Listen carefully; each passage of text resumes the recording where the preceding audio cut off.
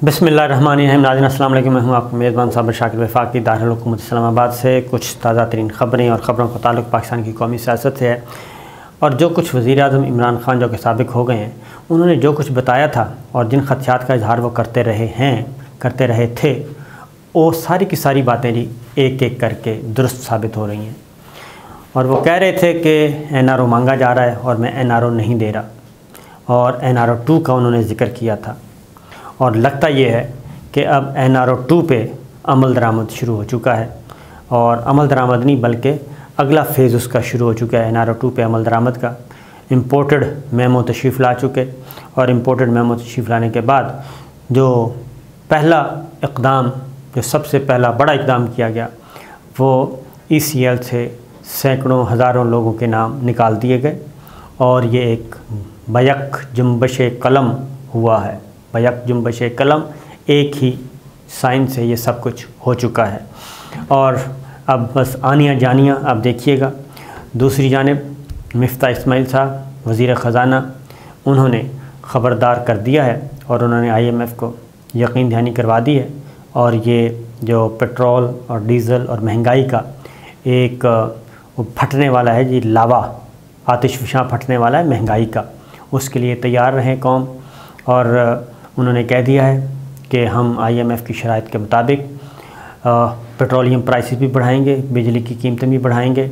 और इमरान ख़ान जो कीमतें फ़िक्स करके गए थे महंगाई को काबू करने के लिए, बेरोज़गारी को काबू करने के लिए, गुर्बत को काबू करने के लिए जो उन्होंने इक़दाम उठाए थे, वो इक़दाम को हम ख़त्म कर देंगे और रिवर्स लगाएंगे। और अभी वो वाशिंगटन में ही थे कि यहाँ पे कीमतें आसमानों पे पहुँच गईं। हर अशियाए ज़रूरिया की कीमतें जो हैं वो आसमानों से बातें कर रही हैं। अभी उन्होंने आना है, बिजली महंगी होनी है, पेट्रोल अभी महंगा होना है, और वो 2-4 दिन में, 6 दिन में ये सब कुछ होने वाला है। जबकि 30 जून तक वज़ीर आज़म इमरान ख़ान ये सब फुल स्टॉप लगा के गए थे। इसीलिए जब ECL का नाम निकाले गए तो इसी दौरान वज़ीर आज़म इमरान ख़ान जो कि साबिक़ हैं, उन्होंने क्या किया, उन्होंने एक प्रेस कॉन्फ्रेंस की है, मुख्तसर प्रेस कॉन्फ्रेंस, और उन्होंने ख़बरदार किया है। 2-3 मुतालबे किए हैं। और मुतालबात नंबर 1 ये कि जो खुफिया धमकी अमेज़ मरासला था, उसकी एक एक चीज़ दुरुस्त साबित हो रही है। उस पर अमल दरामद शुरू हो चुका है। उनको हटाए जाने के बाद अगला फ़ेज़ शुरू हो गया है। इदारों में टूट फूट चल रही है, और अगला जो हमला है वो मुक़्तदर इदारों पे होना है। उनके इख्तियारात पे, उनकी रिस्ट्रक्चरिंग पे बात की जाएगी, उनके तंजीमी ढांचे को तब्दील किया जाएगा। ये सारी की सारी बातें पाइपलाइन में हैं और ये आहिस्ता आहिस्ता आ रही हैं। और इसलिए जो अफ़वाज पाकिस्तान के सपोर्ट में आवाज़ थी, उस आवाज़ को मद्दे मुकाबिल खड़ा कर दिया गया है, उसको लड़वाने की कोशिश की जा रही है। लिहाजा जब ये सब मिलकर हमलावर होंगे तंजीमी ढांचे की तब्दीली के लिए, रीस्ट्रक्चरिंग के लिए, तो उनके हक़ में कोई आवाज़ बुलंद करने वाला नहीं होगा।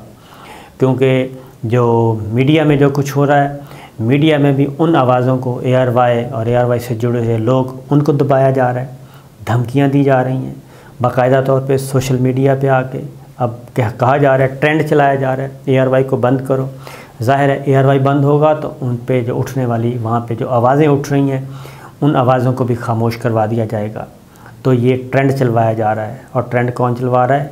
इम्पोर्टेड चलवा रहे हैं, मेमो चलवा रहे हैं, ये चलवाया जा रहा है और बाकायदा प्लानिंग के साथ, ताकि जब हम हमलावर हों तंजीमी ढांचे में तब्दीली के लिए, रीस्ट्रक्चरिंग के लिए जब हम हमलावर हों, तो ना ही इमरान ख़ान साहब, ना ही पाकिस्तान तहरीक इंसाफ, ना ही ARY और ना ही जो 5-7 एंकर्स बचे हैं वो इसके हक़ में आवाज़ उठाएं, क्योंकि वो तो पहले ही ख़िलाफ़ हैं और बाकी सारे मैनेज हो चुके हैं।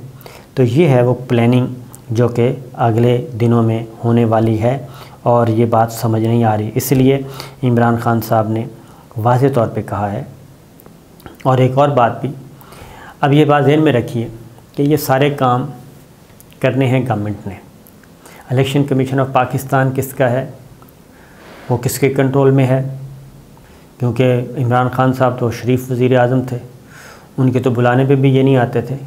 जबकि अब जो आए हैं इनके तो ना बुलाने पे भी वो पहुंच जाते हैं और अपनी वफ़ादारियां साबित कर रहे हैं। इलेक्शन कमीशन ऑफ पाकिस्तान को कौन कंट्रोल कर रहा है? क्योंकि जब सेनेट में धांधली हो रही थी तो इलेक्शन कमीशन खामोश था, कुछ नहीं किया उसने। वीडियोस पकड़ी गई, कुछ नहीं किया। 63 की बात हुई, कुछ नहीं किया। फिर इलेक्शन रिफॉर्म्स की बात हो रही, हर जगह अपोज़ किया उसने हुकूमत को, हर जगह अपोज़ किया और यहाँ तक के सुप्रीम कोर्ट पहुँच गया कि हम इलेक्शन के लिए तैयार नहीं हैं।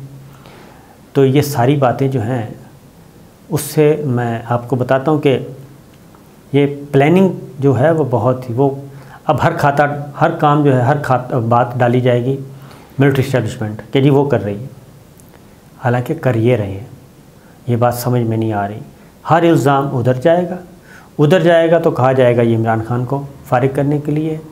अब डे टू डे हेयरिंग कर रहे हैं और मुस्लिम लीग नवाज़ और पीपल्स पार्टी की फॉरेन फंडिंग को नहीं छेड़ रहे, वो खामोशी से उनको रखा हुआ है। तहरीक इंसाफ की तरफ बढ़ रहे हैं। इसको कमज़ोर करना है, इसको ऐसी स्टेज पे लेके जाना है कि इसको कलअदम करार दे दें। हो नहीं सकेगी, मैं आपको बता रहा हूँ, पहले बता रहा हूँ, क्योंकि नेशनल अवामी पार्टी जुल्फ़िकार अली भुट्टो मरहूम ने उसको कलअदम करार दिया था, बैन कर दिया था। वो फिर अवामी नेशनल पार्टी बन के दोबारा आ गई थी और वो आज तक मौजूद है और 2 दफ़ा 3 दफ़ा इक़्तिदार के मज़े भी ले चुकी है। उनकी खैबर पख्तूनख्वा में हुकूमत रह चुकी है, मरकज़ में वो कोलिशन गवर्नमेंट में रह चुके हैं। तो ये सारी बातें, तो वो सारे का सारा जो था ख़त्म हो गया था। इसी तरीके से परवेज़ मुशर्रफ साहब ने पीपल्स पार्टी को बैन करने की कोशिश की थी, तो वो भी पीपल्स पार्टी पार्लियामेंटेरियंस बन के आ गए और मोहतरमा बेनज़ीर भुट्टो को पता चल गया था, लिहाजा उनका वोट बैंक भी उधर ही है, उनकी जमात भी उधर ही है, सब कुछ उधर है। तो करवा रहे हैं, ये इल्ज़ाम आएगा उन पे। ये है इनकी पूरी की पूरी प्लानिंग। इल्ज़ाम उन पे आएगा, इमरान खान साहब, और वो लड़ेंगे, ये आराम से बैठेंगे, एंजॉय करेंगे।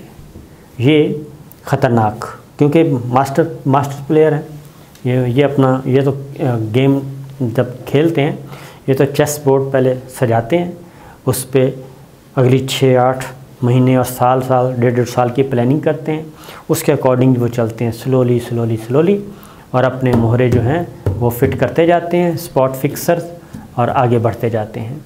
खान साहब तो इतने स्ट्रेटजिस्ट अच्छे नहीं हैं, वो तो डे टू डे बेसिस पे, वो क्रिकेट जैसे है, बस 6 ओवर मिला, 4 बॉलें अच्छी करवाई, 2 विकेटें ली, खुश हो गए और उसके बाद आराम से बैठ गए। फिर कोई एक अच्छा स्पेल करवाया और उसमें 2 विकेटें उड़ा दी, वो बैठ गए।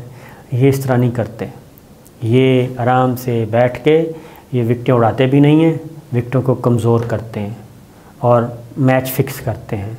वो कहते हैं बैट्समैन को आउट भी नहीं करना, क्रीज पे भी रहे, लेकिन उससे कहते हैं कि स्कोर भी नहीं बनाना। ठीक है जी, आप हमारे हैं, हम आपके हैं, पसे पर्दा, आप क्रीज़ में आप रहेंगे, हमने आपको आउट नहीं करना और आप खेलते रहें, आप भी खेलें, हम भी, तो ना मैच आप, क्योंकि कोई और बैट्समैन आएगा तो हो सकता है वो ना करे मैच फिक्सिंग, स्पॉट फिक्सिंग ना करे, तो इसलिए स्पॉट फिक्सर्स अच्छे हैं, आप खेलते रहें, हमें कोई इतराज़ नहीं है, हमें भी खेलने दें। तो आगे बढ़ते रहते हैं, बाकी सारे देखते रहते हैं, तमाशाई दूर बैठे कि ठीक है जी मैच तो चल रहा है, बड़ा अच्छा बैट्समैन खेल रहा है, क्रीज पे मौजूद है, अभी तक आउट नहीं हुआ, इनसे आउट नहीं हो रहा। ये सब के सब ड्रामा होता है। तो लिहाजा मेरे ख़्याल है कि जो बात मैं कह रहा हूँ वो सारी कन्वे हो रही है। माशाल्लाह मेरे व्यूअर्स इतने नालायक नहीं है कि वो मेरी बात ना समझ सकें, बहुत समझदार लोग हैं। अब इमरान खान साहब ने यही इसलिए मुतालबा किया है, एक तो मेमो की इन्वेस्टिगेशन की जाए, वो सब के लिए सबको मौका दे रहे हैं ओपन, एक बात। दूसरा, chief election commissioner fill for resign दे दें, इस्तीफ़ा दे दें, क्योंकि इस इलेक्शन कमीशन के होते हुए जो इलेक्शन है वो मुनसिफाना नहीं हो सकते, ये बात दुरुस्त है। अब ये बात हकीकत समझ आ रही है, ये किसी और के हैं और उन्हीं के लिए करेंगे। मुस्लिम लीग नून और पीपल्स पार्टी की कोई चीज़ इनको नज़र नहीं आती और पीटीआई पे सारा फोकस है और ये हो नहीं सकेगा कामयाब। और एक बात ज़हन में रखिए कि इस वक्त जो सिचुएशन जा रही है, इस इलेक्शन कमीशन का सवाल ही पैदा नहीं होता कि ये इलेक्शन कमीशन बरकरार रहे और वो इलेक्शन ये करवाएं, सवाल ही पैदा नहीं होता, क्योंकि ये अब खुल के सामने आ चुके हैं। एक दूसरे के प्रेस रिलीज़ जारी कर चुके हैं, वो मौजूद हैं, सारी चीज़ें रिकॉर्ड पे हैं। दूसरा, उन्होंने चीफ इलेक्शन कमिश्नर के साथ साथ फिर एक का बात की है कि 27 रमज़ान मुबारक को यौम दुआ मनाई जाएगी, और ये भी एक पीसफुल मैसेज होगा, पीसफुल इज्तिमात होंगे 27 रमज़ान मुबारक को। 27 रमज़ान मुबारक को पाकिस्तान आज़ाद हुआ था, और अब 27 रमज़ान मुबारक को यौम दुआ। तो ये एक बहुत ही अच्छा मैसेज, अच्छा आहिस्ता आहिस्ता बढ़ रहे हैं। दूसरी जानिब गवर्नमेंट क्या कर रही है? गवर्नमेंट ने बहुत सारे काम करने हैं अभी, और उस तरफ तवज्जो ना जाए और इनको अपना ही रोना। मसलन ARY के ख़िलाफ़ एक दिन में 3 नोटिस जारी किए पैमरा ने, और उसके बाद बाकायदा तौर पे फ़ोन करके धमकियाँ कि आप ये सही नहीं कर रहे, अपनी पसंद की रिपोर्टिंग करवाने के चक्कर में है, अपनी पसंद की खबरें दिलवाने के चक्कर में है। और वो इसलिए किया जा रहा है कि आने वाले दिनों में इन्होंने मज़ीद अभी तक वो करनी है, सर्जरी करनी है, सिस्टम के अंदर ही कुछ रद्द-बदल करना है, और वो चाहते हैं कि उस तरफ तवज्जो ना जाए। लिहाजा वो पहले ही वो कहते हैं कि एक ARY है और ARY से जुड़े लोग हैं, इनको दबा दें।